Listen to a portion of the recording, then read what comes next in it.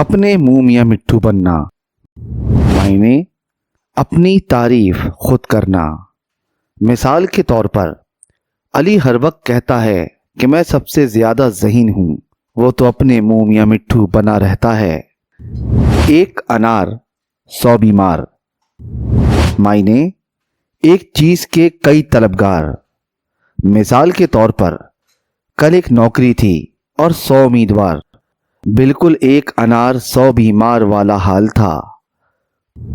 اونٹ کے منہ میں زیرہ، معنی کسی چیز کا مقدار میں بہت کم ملنا۔ مثال کے طور پر اتنی کم رقم سے گھر نہیں چلے گا، یہ تو اونٹ کے منہ میں زیرے والی بات ہوئی۔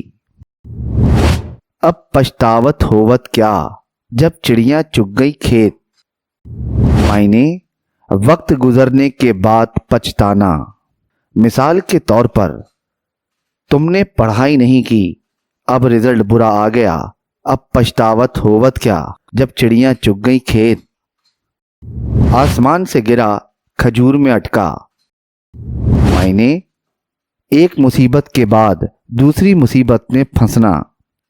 مثال کے طور پر کام ختم ہوا تو باس نے دوسرا کام پکڑا دیا، آسمان سے گرا کھجور میں اٹکا۔ آستین میں سانپ پالنا، معنی قریبی ساتھی کا دشمن ہونا یا برا ہونا۔ مثال کے طور پر تم نے اسے دوست سمجھا حالانکہ وہ تمہاری برائی کرتا تھا، تم نے آستین میں سانپ پالا۔ آسمان سے باتیں کرنا، معنی بہت اونچا ہونا یا بہت بڑھ چڑھ کر باتیں کرنا۔ مثال کے طور پر آج کل مہنگائی آسمان سے باتیں کر رہی ہے۔ آگ بگولا ہونا، معنی بہت زیادہ غصہ ہونا۔ مثال کے طور پر ابو نے جب گندا کمرہ دیکھا تو وہ آگ بگولا ہو گئے۔ اپنی گلی میں کتا بھی شیر، معنی کم ہمت کا اپنے علاقے میں بہادر بن جانا۔ مثال کے طور پر وہ اپنے گھر کے پاس تو بہت زیادہ پہلوان بنا پھرتا ہے لیکن باہر اس کی گگی بن جاتی ہے، یعنی اپنی گلی میں کتا بھی شیر ہوتا ہے۔ اندھوں میں کانا راجا، معنی بے ہنر لوگوں کے درمیان کم ہنر رکھنے والے کو اہمیت دینا۔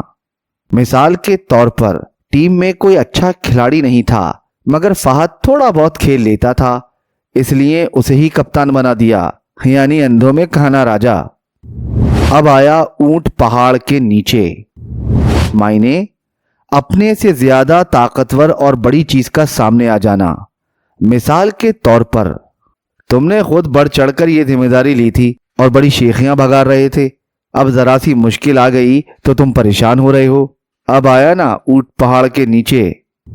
ایک پنتھ دو کاج، معنی ایک ہی طریقے سے دو کام یا کئی کام کا ہو جانا۔ مثال کے طور پر میں دکان سے سودا لینے گیا اور راستے میں بل بھی بھرتا آیا، ایک پنتھ دو کاج۔ ایک ہاتھ سے تالی نہیں بجتی، معنی محبت یا عداوت دونوں طرف سے ہوتی ہے، صرف ایک فریق کی زیادتی سے لڑائی جھگڑا نہیں ہوتا۔ مثال کے طور پر لڑائی میں دونوں غلط تھے اس لیے دونوں ہی کی غلطی مانی جائے، ایک ہاتھ سے تالی نہیں بجتی۔ اونچی دکان پھیکے پکوان، معنی صرف نام کی شہرت، کام صفر، حقیقت کچھ بھی نہیں۔ مثال کے طور پر ریسٹورنٹ بڑا مشہور تھا مگر کھانا بالکل بیکار، اونچی دکان پھیکے پکوان۔ اپنے گریبان میں منہ ڈال کر دیکھو، معنی دوسروں پر تنقید سے پہلے خود اپنا جائزہ بھی لینا چاہیے۔ مثال کے طور پر تم سب کو برا کہتے ہو، پہلے اپنے گریبان میں منہ ڈال کر دیکھو۔